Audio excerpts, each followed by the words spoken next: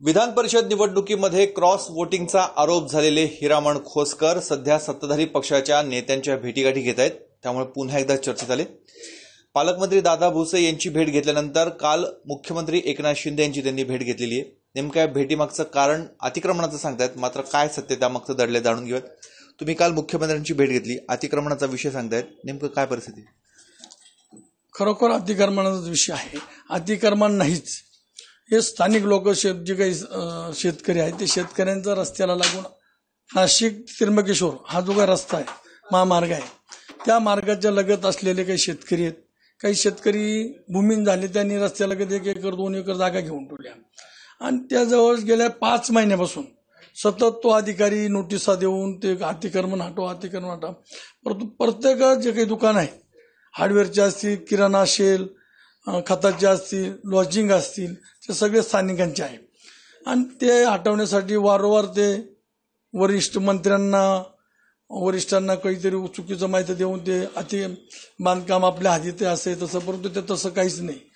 रस्त्यापासून 30 metre 40 metre अंतरावर आहे. आणि मागच्या 5 महिन्यापूर्वी मुख्यमंत्री महोदयांकडे आम्ही सगळे गेलो.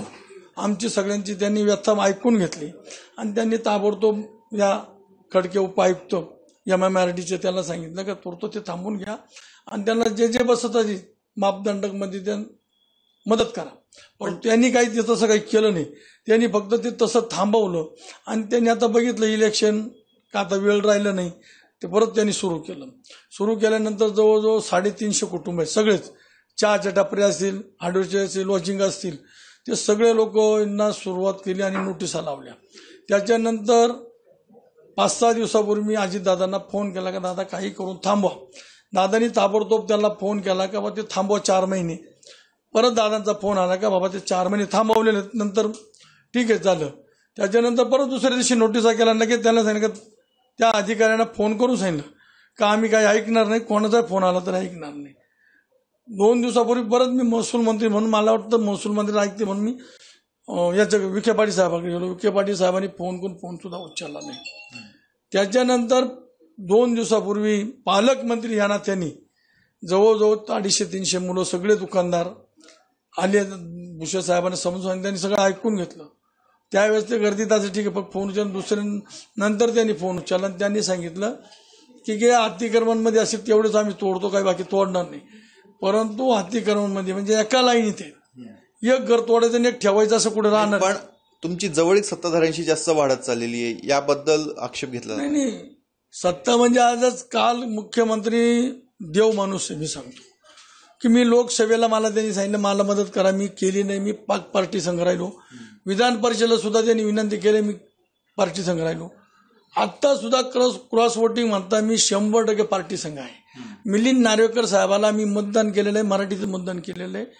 त्यावेळेस मी 3 दिवस फोन बंद करून टाकला, सत्तेधाऱ्यांचा कोणाचा फोन येईल आणि मला विनंती केली, परंतु मी 3 दिवस अधिवेशन चालू असताना फोन. परंतु खरंच मी मुख्यमंत्र्यांना धन्यवाद देतो, त्याला आभार पण मानतोय की काल 350 कुटुंब रस्त्यावर आज आली असती. 2 दिवसापूर्वी अधिकाऱ्याचा माझा सुद्धा वाद झाला. त्यांनी सांगितलं आम्ही तुमच्यावर गुन्हे दाखल करू. म्हणलं पहिलं माझ्यावर करा, पहिला JCB मध्ये जो काही येईल त्याच्यात बसायला मी तयार आहे, पहिला मी त्याच्या खाली बसतो. त्यांची माझी झाली. उद्या आपण सत्तेत नाहीये, उद्या नाही जाईल तर आपल्या उचलून मध्ये टाकतील.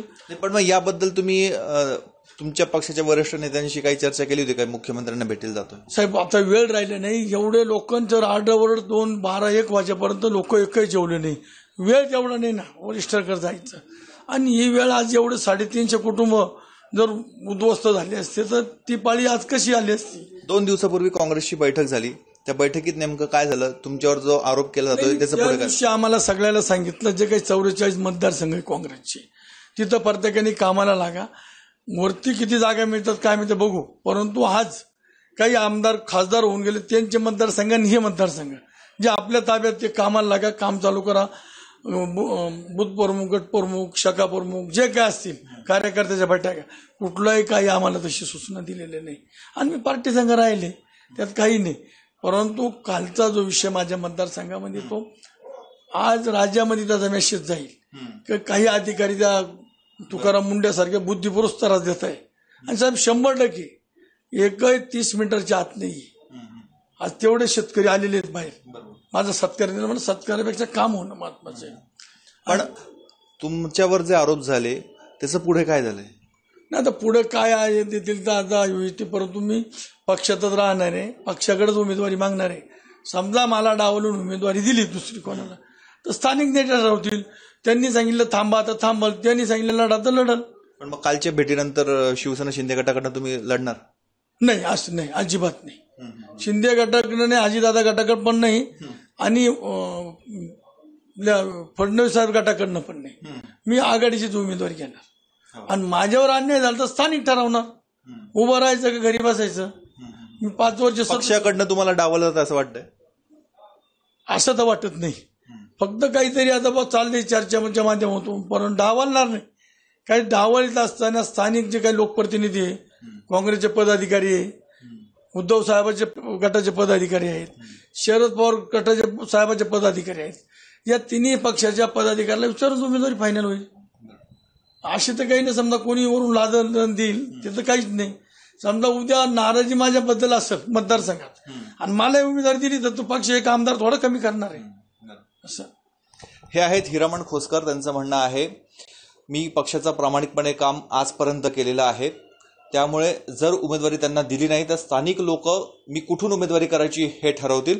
परंतु आजही शिवसेना शिंदे गट असो, भाजप किंवा अजित पवार या तिघांकडनंही उमेदवारी करण्याचा त्यांची इच्छा नसल्याचं ते सांगतात. त्यामुळे आता पक्ष नेमकी काय भूमिका घेतो आणि त्यांच्यावर जे आरोप झालेले आहेत त्याचा खुलासा कधी होतो हे बघणं अत्यंत महत्त्वाचं आहे. कॅमेरामन मयूर बारगेजेसह मुकुल कुलकर्णी, एबीपी माझा, नाशिक. एबीपी माझा, उघडा डोळे बघा नीट.